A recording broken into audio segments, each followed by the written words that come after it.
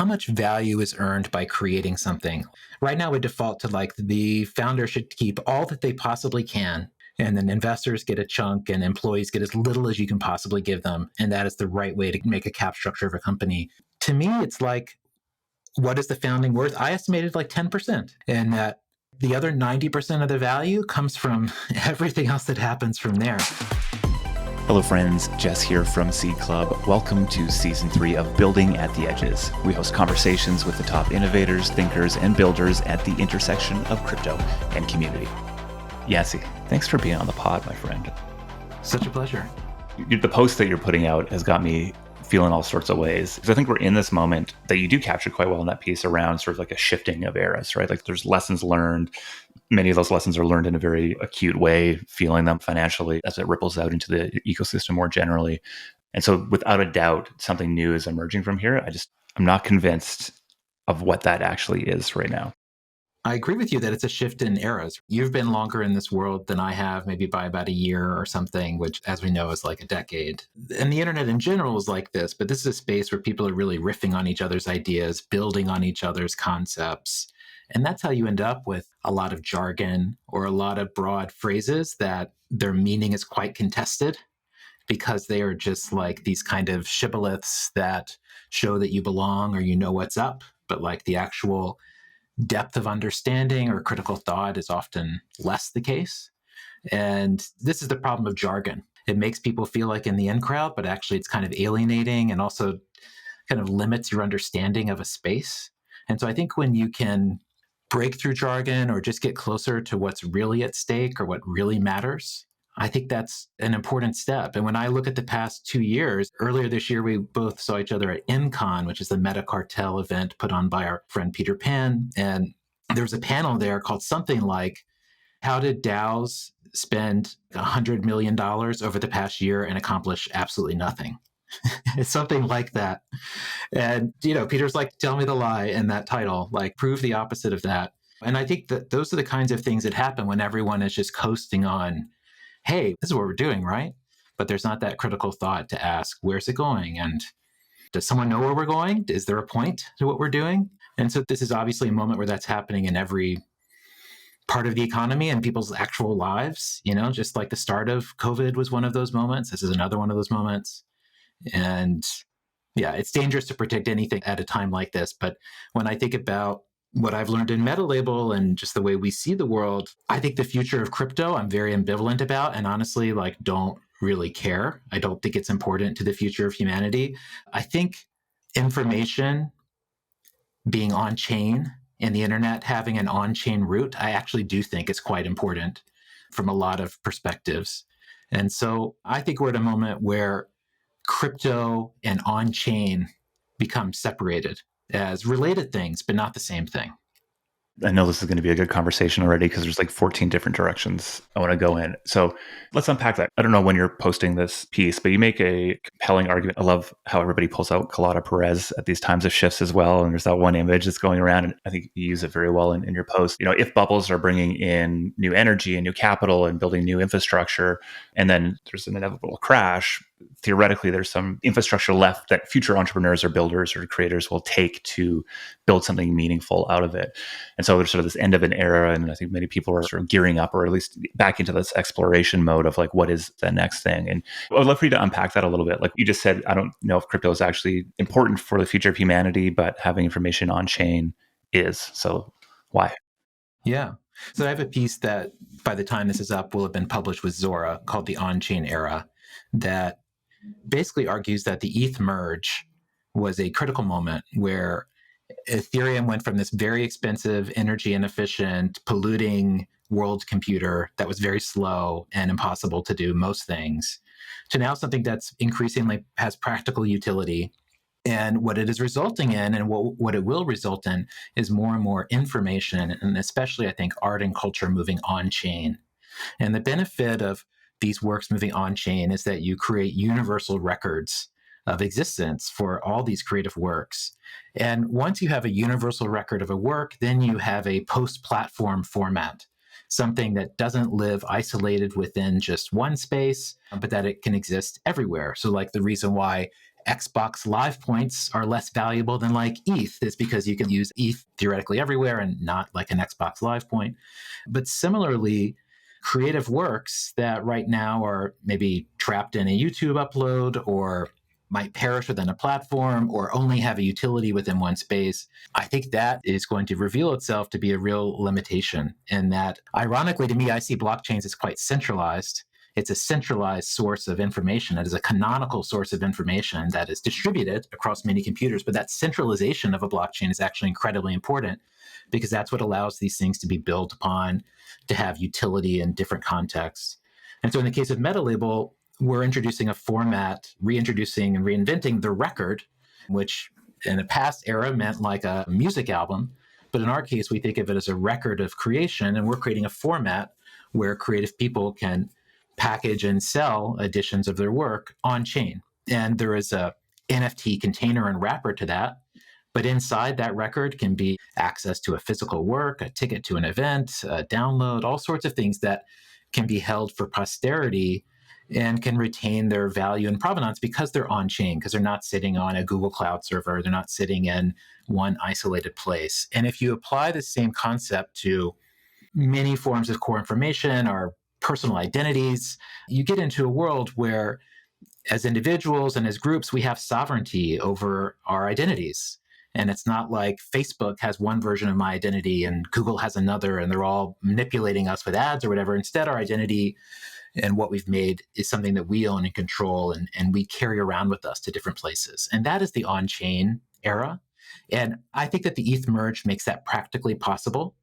And that on-chain data is not some future utility if everything goes right and everything goes up and to the right. Like, it has utility now. It has value now. But I don't think that would have happened if there hadn't been so much pressure put on ETH to say, make the merge. If NFTs hadn't emerged as a valuable way to store information and to make it exchangeable and to show that there is value in on-chain information. And so I just view like the utility of a centralized shared database and the utility of information stored on chain, currently seen through NFTs, as like the two pieces of this boom that I can't unsee and that I don't think go away, and I think just become even more important. And I think those become way more palatable if someone isn't having to do the 12 steps to get a wallet and to buy ETH on an exchange and move it to their wallet and then make a purchase and all the crazy things you have to do to even get started in this world. And so that stuff starts to fall away. And it just becomes about, well, how does this help a consumer? How does this help a creator? How does this help a group tell their story and be who they want to be? And so I think that's what's happening now. And it'll be a while maybe before that shows up in like GDP metrics or whatever. But that's how I think Carlota Perez would argue these things go, where you have a bubble where there's a wild speculation that's really unfounded, that crashes. But out of that, there was some useful stuff built that later people find utility in and build a whole new industry around. And so I really think that that's the moment we're in, and that is just the utility of information on chain that is the killer app that people are just going to more and more see. I love it. So I want to dive more into that utility. So if we think of like Web 2 platforms or like networks in their current state, probably epitomized by, say, Facebook, that data component is such a big piece of it, right? And so the idea of disrupting or freeing or owning one's data is something that we hear a lot of people talk about. But I think if you look at it in a direct head-on way in its current format, my data, your data on Facebook isn't really worth that much, right? It's only in sort of the aggregation where that becomes a lot. And so trying to disrupt it on the current way the playing field is set up just doesn't make sense. You're making the argument here is actually the abstraction of the database layer and having that done in a sort of centralized, distributed, open blockchain that allows for interoperability or composability or history, I think is the word that you use there, that both that's going to solve some of the practical challenges of having people interact with these tools, right? So you can abstract that away a little bit. But the long-term value is going to be in this history of works that I'm assuming you see multiple sort of innovative uses of in the future. Yeah. The word I go to is to think sovereignty, in the sense that you are in control of your identity. And Right now our identities follow us around online because Google runs histories and they're reserving ads to you across 1 million platforms. Like that's how our identities follow us around today. They're a shadow that we can't shake. In this world, our identities are something that we actually control. I think about the world where I decide I want to get something shipped to me and I use a ZK proof to verify my address to the shipper without them actually seeing it. And there's a transaction that happens in which I'm not sharing data I don't want to, and yet the transaction can happen anyway. If I think about this from a metalabel perspective, we're going to help groups of people start metalabels, so start release clubs where groups of creators who share the same vision drop work together. We'll create a very basic on-chain identity for them, where as soon as they make their metalabel, they can take that and connect to tons of other services in the on-chain space and immediately have utility and move around as a group and have their identity.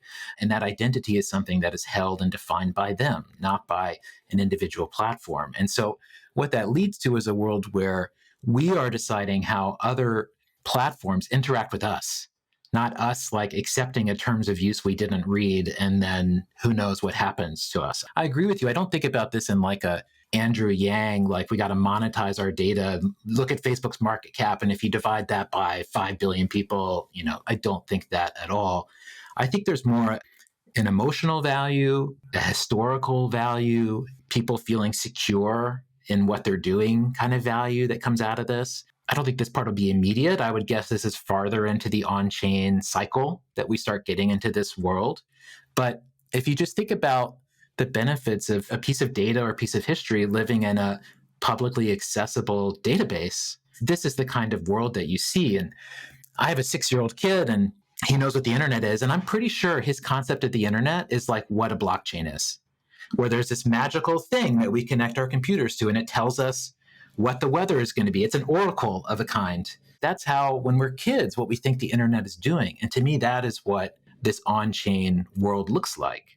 And so I don't think it's overnight. It's not immediate. And I don't think this bear period is going to end anytime soon. But I do think that we're going to look back and say, oh, this is what this was good for. This is what this was useful for. And ultimately, the exploration of crypto is what made the rails that will make this possible. So I'm curious if you sort of imagine what an ecosystem starts to look like in this on-chain era. Obviously, there's some clarity in some near-term steps that you guys are building a meta label with sort of this idea of records and the ability to distribute value to those contributing to records, and then this idea of, I guess maybe is identity separate from records? Like there's sort of like a group identity or an individual identity that might live there. So starting to see some of those pieces. You're making an argument for an era, not even a category, but definitely not just a product here. I'm curious, what sort of things do you sort of see emerging in that ecosystem, or that you might like to see that would make this a lot more real? Yeah, I mean, I think that we'll know this is happening with the kinds of things that we'll see on Dune of like on-chain commits in various areas. If I look at the performance of, say, sound.xyz post-merge and post the launch of their protocol, you see a huge spike in activity of musicians putting music on chain. Why are they doing it? Because it's started to become normalized in the space as like something you can test with and do. And also the ETH merge made it cheap enough to where it was like, oh, I'll just do this. I'm not going to have to pay $100 in gas and get reamed by my fans for killing the environment, And so even just the removal of those little pieces of friction, I think has really changed how a market that's traditionally an early adopter of any technology platform and musicians are using this far more. I don't know that I can say like exactly where I think this looks in 5 to 10 years. My creative history is like my autobiography, of all the things I've made. Right now, those things are stored across a couple dozen different websites. There's zero information architecture. There's zero care into how that world exists. My history is everywhere and nowhere. And so we think that this looks like a world where our catalogs of our most important actions are recorded on chain. They establish our identity and who we are. We're making a catalog of things we've made and things we've contributed to and collaborated on. And those things are incredibly valuable. Like those are the most important proof points we have, like those merits that prove that we are who we say we are and we've done the things we say we've done. To me, all of that just becomes trivial. And especially if you can create something like what we've made in a record, you create a format where it elevates that past action. It gives it context. It lets you tell the story. It lets it be something people can engage with. It's something that you can be compensated for. All of those things, I think, just very seamlessly fit with this idea of making our digital histories more real. Part of this pain point for me started when I was looking to create a catalog of my own past work, and I was making Squarespaces and Wix sites and like Cargo, tried every website builder possible, and just realized that no one had any information architecture with how they made these things. No one was thinking like, what is the structure of this data? How is this person meaning to record this? It was just HTML and CSS. There's no thought to it whatsoever. And that is how every artist today is working. Things are just going to die in 10 years, everything. We can look back at the web and already see it. So I think it's just like that at a mass scale. I emotionally connect with the creative experience because that's who I am. But I think there's a version of that for every industry, every space. It's the Internet Archive for every individual with a little bit more purpose behind it at some level. I mean, it is kind of crazy that we're relying on this nonprofit organization to capture this history that we're all creating here, and it's very incomplete in so many ways. So I think that it's incredibly compelling to me, the argument around sovereignty around data. And I think from a creative perspective, it makes a ton of sense. And I think my question around the ecosystem is an unfair question to ask. Those who create the history are the builders and the creatives. And so even when we look at major Web 2 platforms, it's, the Casey Neistats who are investing hours every day to create video content that pulls people into it. And the same thing on Instagram across the board. So it's the creators who are going to be driving this stuff forward and where innovation will happen. And my sense is that there's just a lot of exhaustion over Web 2 platforms for all the reasons you just articulated here, but just this lack of agency that people have for participating in them. So are you finding that the conversations with creators, creatives around this sort of new on-chain world is resonating? And if so, how? Yeah, 100%. We speak to a lot of groups that aren't in crypto or Web3 and who the idea of like putting their work out into the world with an ETH price point next to it is like death.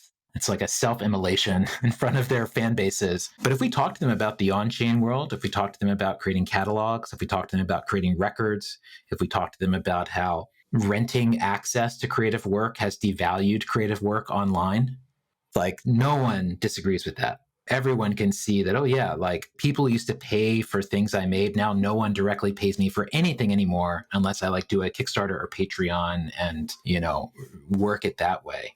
And so the idea that there should be and could be a form of exchange that has value, not just in like the iTunes store or whatever, is something that has a lot of resonance for people. And it being on chain, I think, is a pill to swallow. But I think it's one that's just going to make sense for people because as creators, it's just so hard to get paid for your work. Internet streams are like radio. You turn on the radio, you have no control of what you're seeing. It's just like this stream of ads and songs and like DJ chatter. That's every internet feed. And radio is programmed by radio owners who are just trying to make sure you keep listening. Same thing with every internet feed. And so anytime we're like making a creative work and posting it, we're like trying to get radio airplay. We're like a little wannabe outside TRL, like waving, asking for Carson Daly to let us in or whatever. That's so much of why being a creator sucks, because all these platforms just want to put as many possible things in the stream as possible. That's all they want is for us to produce more. And that's why every musician's asked to make a TikTok and all these things that have no meaning to them as an artist or a creative person. Everyone has to do things they don't want to do, right? It's not like by being an artist, you get to be in your ivory tower or whatever. But to me, like the creator economy is all the work you do other than make art if you're an artist. And the only reason those are things you have to do is because of how these radio stations are programmed, internet radio stations, which are social media platforms. And so I don't think we can totally abandon that game, but can we create our own game that runs alongside, that maybe supersedes it, that sees things a little bit more deeply, that by releasing work alongside a group of people as a Metalabel, you don't feel as lonely and like the loser wannabe trying to get on the radio. Instead, it's like, I brought my 5 friends and we all made signs, we're going to get up there today. It's like more that spirit of things. And creative people want that. This world of like, we all got to compete against each other to get our followers, and like your breakout post is like my loss because we're trying to get the same readers, all that. This is just like, we're just being pitted against each other by the structures of platforms. And it is an era that is going to end. And I truly believe that this combo of like a meta label, so where you get to squat up with other people, you're not releasing work alone, and then a record where you get to sell your work directly, and you're not relying on pennies from a streaming income. You're not relying on donations. Like, you're actually selling your work to people who want it. That's the future. It looks a lot like the past, but you know what? I think the last 10 years is a weird time that I hope we don't return to on the creator side anyway. One way to look at what you're talking about here is that you're reintroducing merch, right? It's merch with a lot more flexibility. You're selling goods, right? And so my question really is like, the power of these platforms is the aggregation of attention and distribution. And it's why people are willing to go play those crazy games, is because just like back in the past, the only way I was going to reach an audience is if I got on radio, and therefore I'm willing to do all sorts of crazy shit to get on the radio. And it was limited to a very small number of people. Yes, a lot of negative externalities happen around the internet, but some positives come with that as well, which is that we do have access to distribution. So I'm curious how you see distribution as it relates to meta labels. Yeah, well, in our case, so I'm going to just explain what our record is and what the first record we're doing. So as of, I guess, this week, we dropped a zine called After the Creator Economy. It's led by Austin Roby from our team and Severin Matusik from Co-Matter. And it's sort of a survey of how artists and creative people feel about making work online. Kia Krutler contributed, Matt Dryhurst, a bunch of great people. And we are making this zine, this work, available and selling it as a physical zine, which you can buy from Metalabel. There'll be 125 of those copies. And we're also selling it as a record. And a record is a digital container we've made that lives on chain. And if you buy the record of this zine, then you get a physical copy sent to you. And you also get to sign and comment on the record on chain and show that you're one of its collectors. We'll make 100 of these editions available. But what a record format does is it creates a format, a package, where a creator can fill it with any type of media or tickets or access that they want, a physical good, a digital good. You mentioned this as being selling merch. I don't think this is selling merch. Merch is like, that's swag, that's landfill, that's environmental irresponsibility. In this case, we are trying to create kind of a digital materialism, right? And allow a digital container to feel like an exchange of value. And that digital container can hold a physical good, because we think some people's work is physical. But the real beauty of a format like this is if you think about a performance artist or a dance troupe or a podcaster or a newsletter writer, a blogger who make work that isn't easily monetized, isn't really collected, like exists in this non-market space. But a digital container in a digital format can allow those sorts of projects to also find their value. And so I see the record as like reintroducing a direct value exchange to creative work. And so that, I think, is like what has to unlock that. The power and convenience of streams and Spotify, all those things are not going to go away. We're all still going to use those things. Like I don't have any ambitions along those lines. But it's also true that within all those worlds, there are super fans. There are people who I buy the vinyl of. I would do anything to support that person. Like, thank God there's fans and collectors like that in the world. This is speaking to those people. The world I'm imagining is like someone has 1 million fans. They have like an audience of 1 million people, but they have a core fan base of maybe more like 1,000 people who will buy the record. And I think that's the type of dynamic this speaks to. And right now, those people are going to Bandcamp. They're using Substack to support writers that they like. They're using Kickstarter. All that's great. But those are all platforms that either are dedicated to just a specific format, or they require a lot of extra work that's not about creating the work itself. But if you think about like a record, it's a simple value exchange. Like, I just sold you something. The transaction is over. Like, you got the thing. I made it and you got it. Like, that's it. And that's what we've been missing, I think, for creative people. It's like, I have to make you like me forever, and that's how I make a living. It's like, that is brutal. That is a brutal life for anybody. So I think that this still relies on all the other social graphs, right? But it's just saying that where these social graphs have increased connection, they've also removed remuneration. They've reviewed the valuing of work. They've created a strange ad-supported economy where we don't know what anything is worth or like what we're supposed to pay for things, right? And so That, I think, is the spirit that we're going to find out. We're going to find out how alive that spirit is. But that, I think of it as like a real act of love. And how do you express appreciation for something that moves you? When somebody gives you a token or you buy an NFT, there is, in some cases, a different emotional connection with the creator that exists there. And if you haven't done that before, you won't recognize it. If you have done it, you will recognize it. It opens up a lot of other opportunities for building that relationship in the future. And I think a lot of the innovation that I think will still come in this space will continue to sort of push down those lines, being able to allow us to have some more of this connectivity and maybe even distribution based on these sort of on-chain records. I bought my first NFT in 2020, and it was a picture of a Vancouver sunset. I watched it move into my wallet, and my immediate reaction was like, oh, I want to see my 5 favorite records in here. I want like Young Marble Giants, Colossal Youth, and Don Cherry, Utopia and Visions, whatever. These things that mean something, like I want them in there right now. If someone comes to my house, like I want that person to look through my record collection. I want to have a conversation. I can have a conversation about everything in there. And when I saw my wallet, which is still a world that needs to be much better than what it is, I had this instant reaction of like, I want the things I most care about in here. And that has not been in the forefront of my mind in this project of developing the record within Metalabel, but it just so happened that we've ended up in that same place. But yeah, I think that collector energy that holding an NFT creates, it's real, it's emotional. It's emotional in a way you wouldn't expect. I totally agree with that.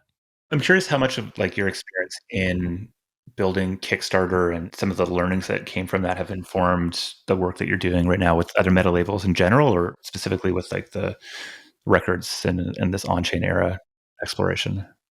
Well, I think the design of the Metalabel org was really shaped by my Kickstarter experience.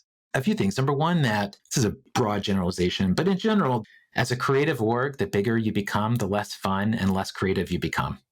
And it becomes very hard to still have that liberated spirit and that ability and like fight to act from deep truth just becomes watered down, watered down, watered down. And it's really hard to avoid. And I approached Metalabel already admitting defeat at that and saying those forces are too powerful.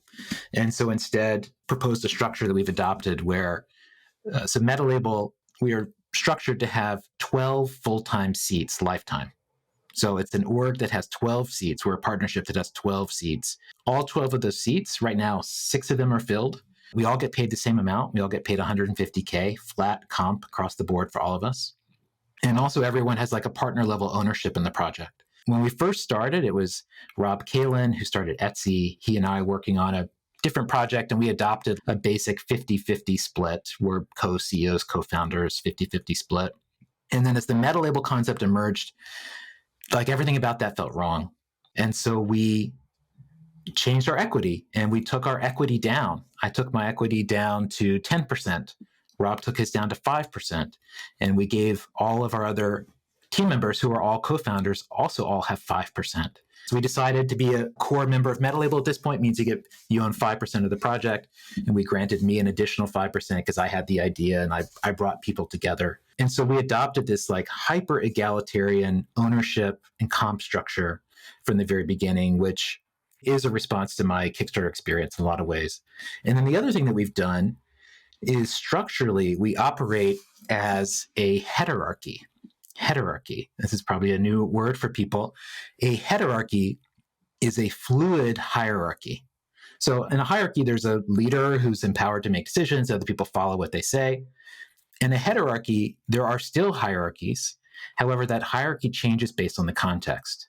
And so for us, each of us has an area of expertise. Lauren Dorman is our front-end product development lead. She makes calls about how things are built, and she doesn't need to run those calls by anyone if she doesn't want to. Anna Bulbrook is our curator. She makes calls depending on what she thinks is right for us, and each of us are empowered to make decisions in areas of our expertise. And we operate through making releases, different drops. Each drop is like a standalone project.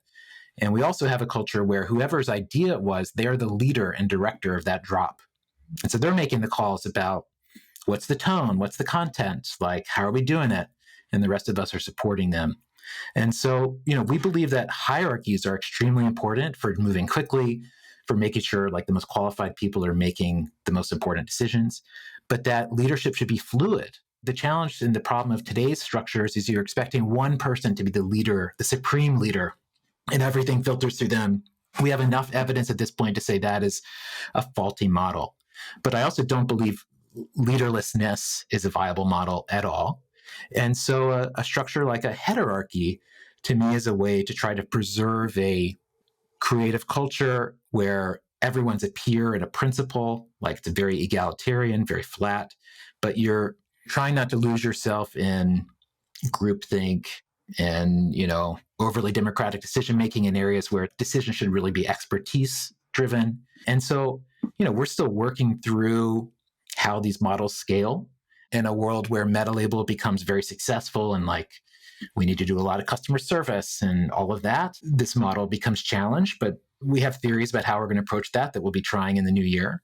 But to me, our size being 6 full-time people, like we have yet to have anything we wanted to do, we haven't been able to do.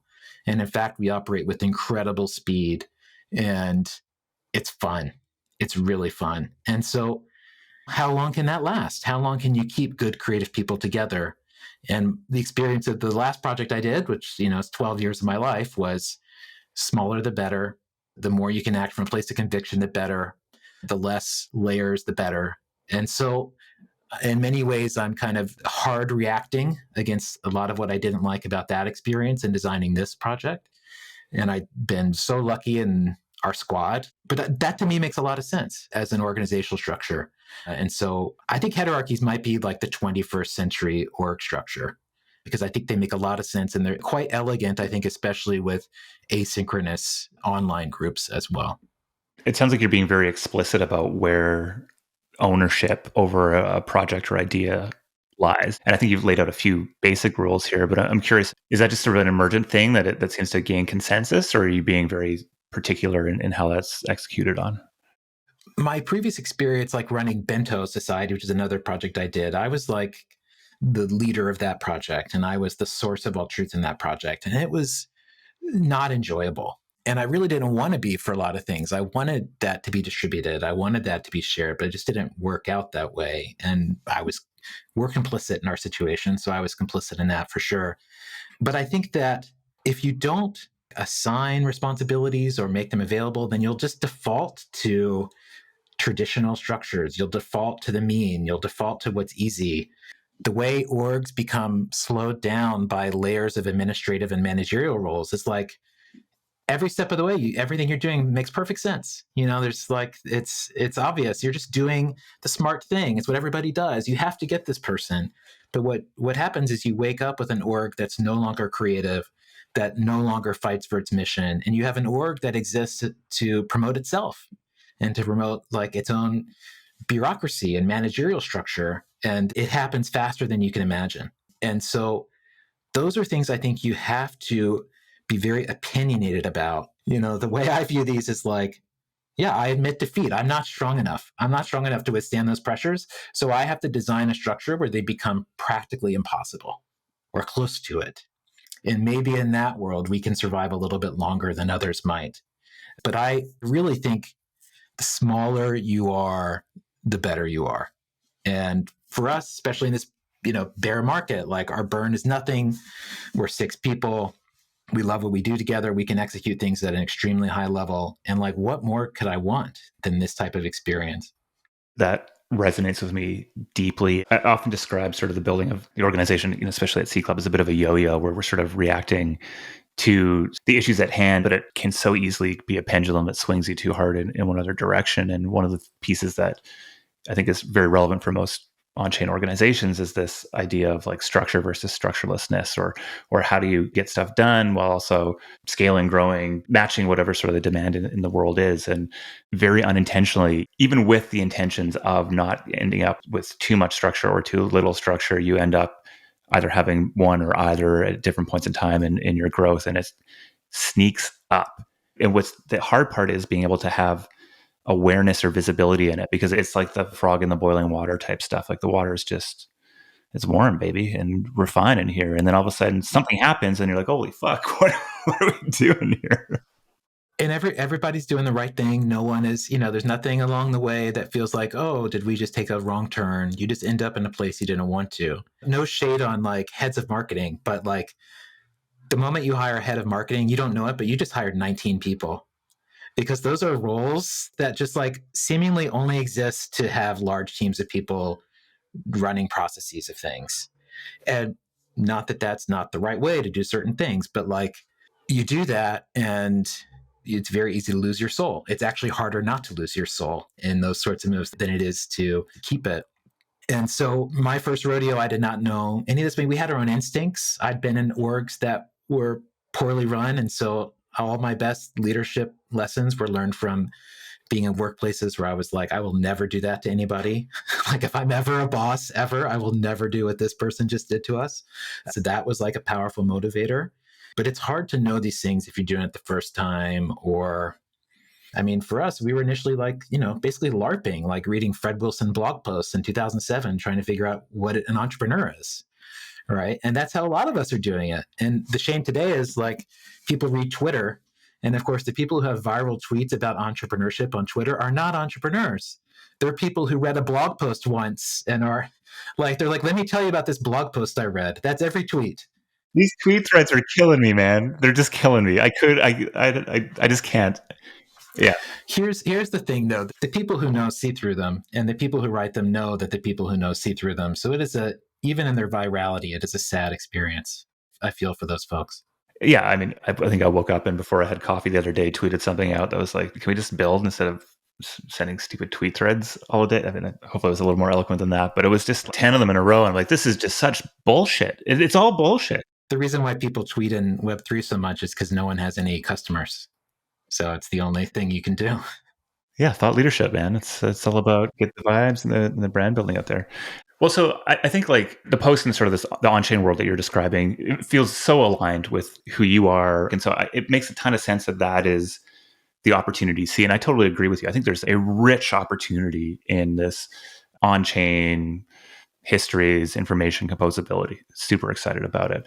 I've come to the space back in 2016, 2017 from a bit of a different experience. And I think it leads me to sort of view the opportunity at hand maybe a little bit differently. And for me, it was, I think so much of what we're seeing in our economy generally is the shift away from the limitations of the physical world to one of the digital world, which means that networks are the main coordinating forces of our economy today versus the physical world that we sort of were in before. I think we're still early in that shift. That shift is accelerating. And a whole bunch of weird stuff is going to happen to that. Like the normal distribution laws that sort of govern the physical world don't exist on the internet or on networks, and so it's volatility and uncertainty, all this sort of stuff starts to increase. But also, I think what we say, and I think this is very much in support of what you're sharing here, like the existing way that networks are created. The best example of it is sort of the feudal era of humanity, right? There are overlords that have control. We are granted safety and security or distribution and access for playing by the games. All the value, ownership, prestige sort of accrues to those in control. And so I think data sovereignty or sovereignty of identity is one piece of that. But I think our failure to have mechanisms for distributing ownership in networks beyond the existing legal structures and corporate structures that we're sort of used to, I think is another failure there. And you can say like an individual user's participation or data on Facebook isn't valuable. It very clearly is valuable in aggregate. And so the most value in Facebook isn't captured by the users. Even if we distribute that value, it's captured by the equity holders who own pieces over that network. And so I think to me, much in the same way that capturing information and writing that history and the fact that it's on chain allows us to do interesting things in the creative pursuits, I think there is an equal, if not larger opportunity in thinking through how we distribute ownership, or equally importantly, the value that ownership represents in these networks. That's interesting. I mean, I think I agree with the theory of people deserve ownership or there's value in ownership. I think practically speaking, there's little evidence that people like practically want ownership or governance in any real way. Like, I don't think that is a consumer demand. What I've thought about with Metalabel, because Austin Roby is one of my co-founders, and Austin is like the free speech wing of the free speech party of co-ops and cooperative ownership. And he fights hard for solidarity economy, and I love him for it. But like, if I had to choose between, say, Metalabel the platform being collectively owned by a lot of people. Or there's another path where Metalabel facilitates hundreds of thousands of groups to operate that are all small groups that are owned by a collection of 12 people or less who are intimately involved in their creation and operation. Like, I think that second path is a lot more meaningful. Because, like, right now, isn't Facebook actually like way more collectively held than ETH is or something because of how many Facebook shareholders there are? It's just not meaningful, right? Like, people don't show up to vote. Not that they show up for DAO votes either, but like, those things are there. They're just held by rich people, top 10% of Americans generally. But I don't know that like mass ownership of mass projects will be that meaningful, but I feel like direct ownership of projects that you are directly involved in is meaningful. So these things are probably not in conflict, but if I think about like, where do I want to put my energy? It's more towards how can people create groups of their own where they call the shots about what that group does and what it stands for in the world. Like, I think that's a lot more resonant than being a passive owner of something else. I go back to the early days of social media, which I remember being an early Twitter user, an early Facebook user, an early YouTube user, as creating content, reading blogs, producing YouTube videos. I would have done anything I possibly could to go put the $5,000 I had left over from my college fund into Twitter stock or into YouTube stock. I was reading Fred's blogs as well, and of course everything coming out of Silicon Valley, and it was just so compelling to me, and yet I was very much on the outside. And so while I agree, I think this mass ownership of mass products is not it. There's still a meaningful barrier that exists to participate in ownership. I can participate in participation in these networks. And I think that there's like something compelling about that and meaningful and valuable and useful to allow that to happen, whether it's locally or even on a more larger product. We were exploring what if the Metalabel marketplace was a co-op and looked at like the LCA model, the Limited Cooperative Association model that's in Colorado, and spoke to some people who are behind that. And we were super interested in like, maybe this is what we got to do. And speaking to people who are veterans and experts in that scene, they said, don't do it. Don't do it. People don't want to be a part of a co-op. Like, we have a decade of experience to say people don't want it. People think people want it. People want people to want it. People don't want it.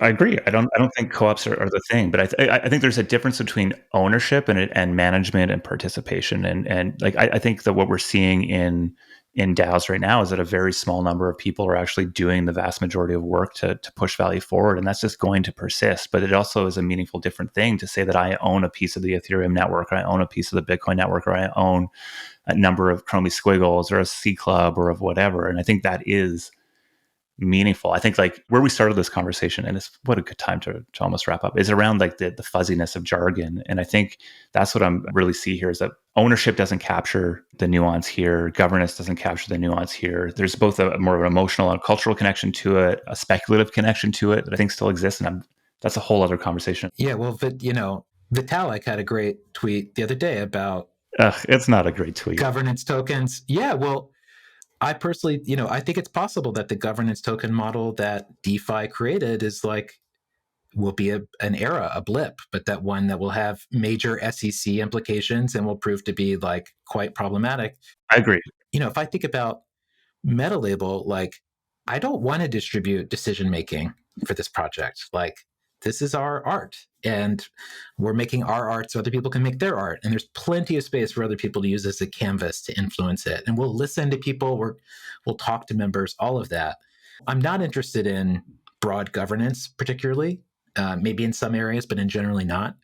However, in a world of some financial moment, that happens later in Metalabel, like, absolutely, I would love for that reward to be distributed among everybody. And even how we've structured our ownership, right now we have an option pool of 50% of the ownership of the company that we're setting aside that will be given to future value creators of this. And we don't know who they are yet.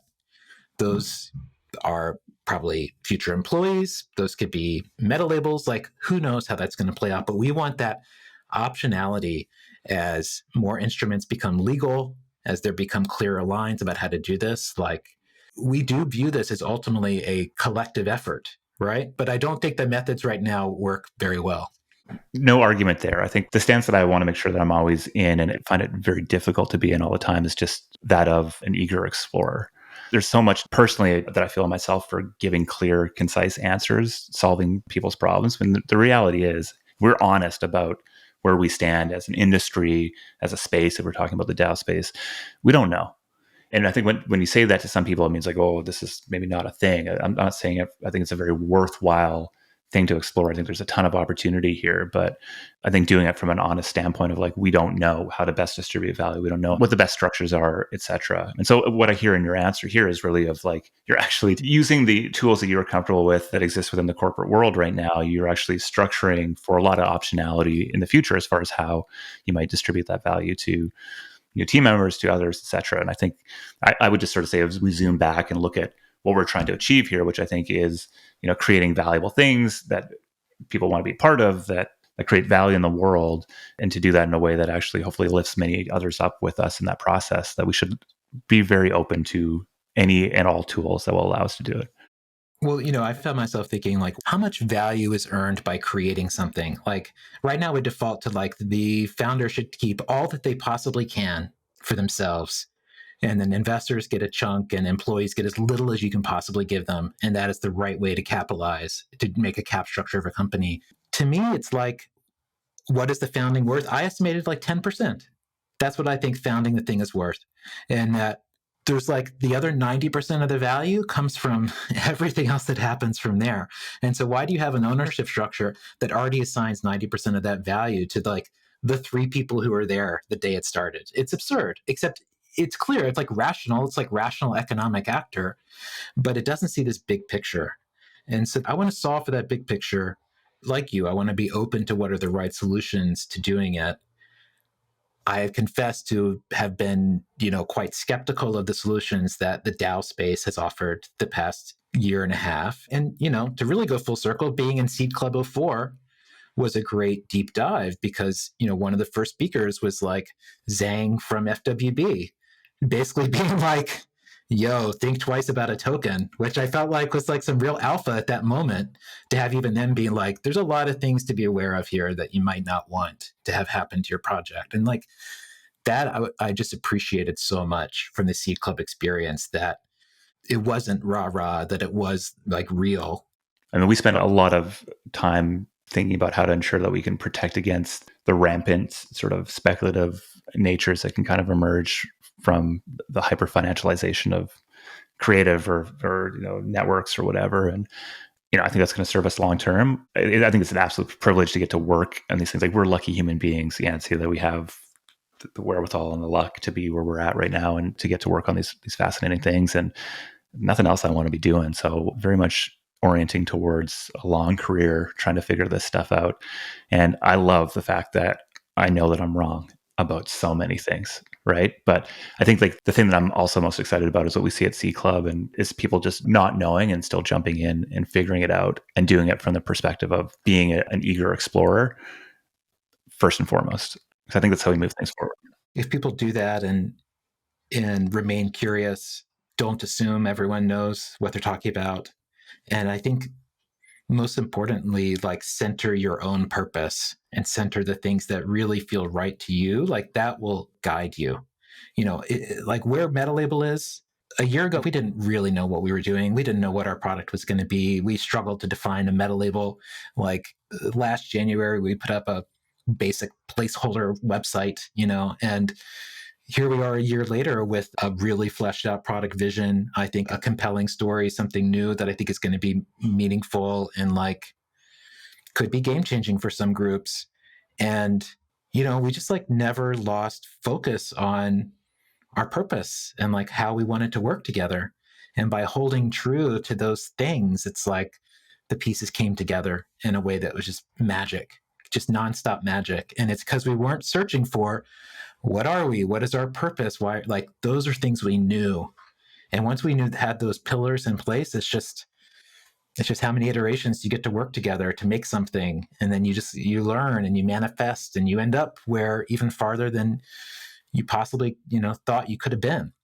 And that doesn't happen through like aimless exploring. right? It happens through a focused, a determined, a specific type of exploring. And, that's where I think like even the metalabel structure is something DAOs should have, right? Because it's forcing you to say, what is your purpose that you want to release work for? Like, why do you want to put things out? What do you stand for? What are you actually about? And once you set that, it's like you see the world so differently. There's so many releases and things you can do. It's easy to see what you shouldn't do. And before you know it, you might find yourself in the middle of a scene.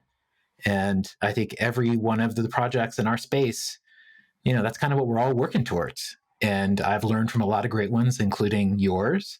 And I think like the more we can de-jargon, the more we can be honest, the more we can take real creative chances. That's how we progress. Yancey, appreciate you spending time with us here on Building at the Edges. I've always enjoyed our conversations, and I hope we have many more in the near future. Appreciate it, my friend. Hello, friends. Steph here, Media Team Steward at Seed Club. If you liked this episode, please subscribe, rate, and review Building at the Edges. This helps other Web3 builders discover these valuable insights. And tell us what you think on Twitter. Tag us at SeedClubHQ. Thanks for listening. See you on the internet.